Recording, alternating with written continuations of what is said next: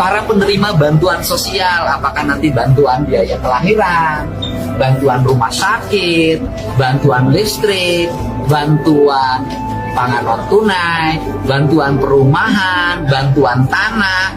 Ya, saya harap bantuan beasiswa untuk anaknya. Saya harapkan yang laki-lakinya loh. Saya harapkan suaminya atau ayahnya yang ber-KB. Katanya orang miskin nggak boleh punya anak. Orang miskin yang punya anak adalah kejahatan. Kalau lu masih kismin, nggak boleh nikah. Kalau lu masih tapran, nggak boleh punya anak. Seolah-olah kemiskinan itu pilihan. Seolah-olah yang miskin itu nggak boleh jatuh cinta, nggak boleh punya harapan, nggak boleh punya keluarga. Kiai Haji Rahmat Syafei menegaskan bahwa vasektomi tergolong haram dalam pandangan Islam kecuali dalam kondisi darurat yang ditetapkan secara syar'i dan diperkuat oleh pendapat dokter ahli.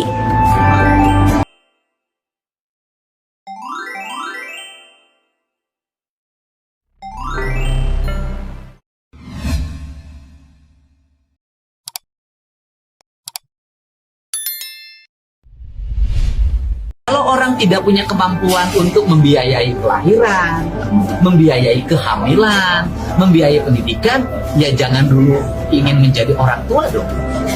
Untuk itu, agar kelahirannya diatur dan angka kemiskinan turun, karena hari ini kan yang cenderung anaknya banyak itu cenderung miskin.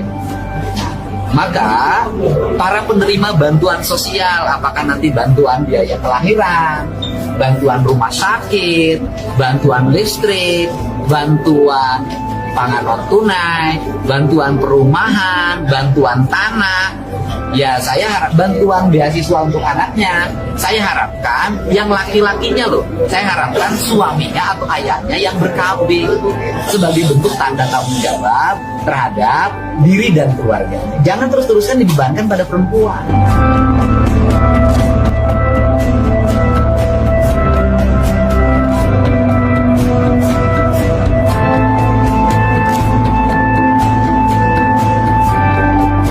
Namun demikian, usulan ini menuai beragam reaksi. Salah satunya datang dari Majelis Ulama Indonesia atau MUI Jawa Barat.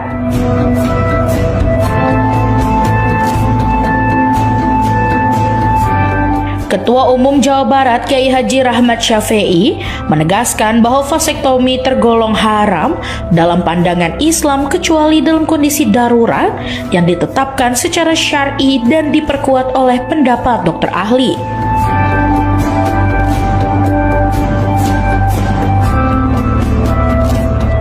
Fatwa tersebut merujuk pada hasil ijtima ulama Komisi Fatwa se-Indonesia 4 yang digelar di Pesantren Cipasung, Tasikmalaya pada 2012.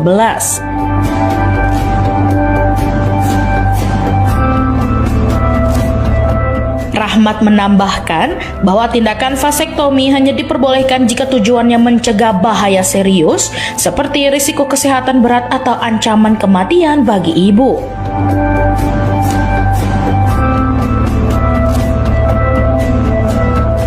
Ia menekankan bahwa metode tersebut tidak boleh mengakibatkan kemandulan permanen dan harus dapat dipulihkan jika suatu saat diperlukan.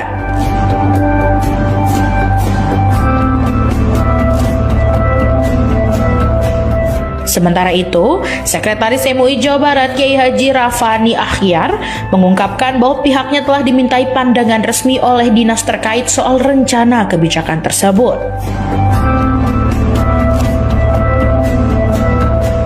MUI Jawa Barat bahkan sudah mendiskusikan hal ini secara internal dan menerima arahan dari MUI Pusat.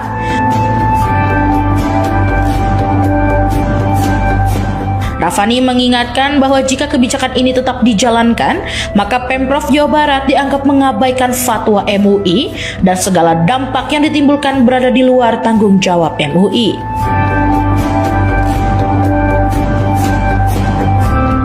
Ia juga menyarankan agar Pemprov Jawa Barat mencari alternatif lain dalam menggalakkan program KB tanpa menyalahi ketentuan syariat Islam. Katanya orang miskin nggak boleh punya anak. Orang miskin yang punya anak adalah kejahatan. Kalau lu masih kismin, nggak boleh nikah. Kalau lu masih tapran, nggak boleh punya anak. Seolah-olah kemiskinan itu pilihan. Seolah-olah yang miskin itu nggak boleh jatuh cinta, nggak boleh punya harapan, nggak boleh punya keluarga. Dan yang lebih lucunya, yang paling sering ngomong kayak begitu adalah mereka yang hidupnya enak, yang lahirnya di kasur empuk, yang sekolahnya di tempat mahal, atau mereka yang dikasih fasilitas dari negara, yang dananya dari rakyat miskin juga. Gue ngerti banget kenapa beberapa dari kita bisa keluar kalimat kejem begitu ya. Gue juga nelangsa kok sama kalau ngelihat ada batita yang popok itu sampai dekil banget tuh gak sih, nggak diganti lo tuh gak? Dan lagi tidur di gerobak bapaknya. Cuma kita kan juga kudu fokus sama solusi akarnya, soal kemiskinan sistemik alias kemiskinan yang dibikin secara sengaja. Makanya jangan malas biar kagak miskin. Kerak nasgor. Orang miskin gak selalu gara-gara males ya. Mereka banyak yang bangunnya paling pagi, tidurnya paling malam. Ya ngangkut, ya nyuci, ya ngarit, ya mulung, ya ngojek dari masih gelap sampai gelap lagi. Tapi gajinya tetap gak cukup buat beli susu anak. Kalau benar negara mau bantu rakyat miskin, jangan atur rahimnya, tapi atur sistemnya.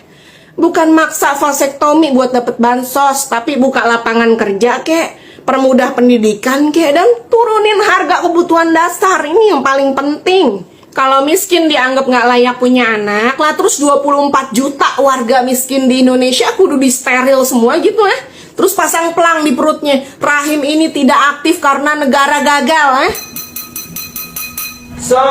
Jangan-jangan ntar pas mau anuan kudu izin RT, RW, lurah sama bawa materai 10.000 lagi. Terus minta stempel tidak membebani negara di sempaknya. Ini bukan soal miskin nggak pantas punya anak ya, tapi negara yang nggak becus mengurus rakyat. Saya sudah mengucapkan dengan nada soft spoken, insya Allah konten ini aman. Kalau rakyat kudu mapan dulu, baru boleh punya anak, maka negara juga kudu adil dulu sebelum boleh mengatur rahim rakyat. Jangan bikin anak mulu, anak bukan mainan. Tapi anehnya kebijakan negara lah yang paling sering main-main sama nasib anak orang miskin. Miskin dilarang punya anak, tapi yang bikin harga makin gak masuk akal boleh punya jabatan. Kocak lu. Miskin dilarang punya anak, sementara yang rapatnya cuma tidur sama selfie, gaji bulanannya berdijit-dijit, belum tunjangan, belum perjalanan dinas KLM. Itu baru yang resmi, yang diselipin gak tahu. Katanya kesian anak kalau dibesarkan dalam kemiskinan. Padahal banyak anak kaya ya gak, yang juga dibesarkan tanpa kasih sayang. Jadi punya anak mah bukan soal kaya atau miskin, tapi soal cinta, soal tanggung jawab, dan hak yang paling dasar sebagai manusia dipenuhin kagak. Jadi yang jahat bukan rakyat miskin yang ingin punya keluarga. Yang jahat adalah sistem yang bikin orang miskin tetap miskin dan menyalahkan mereka atas kegagalan yang bukan mereka buat.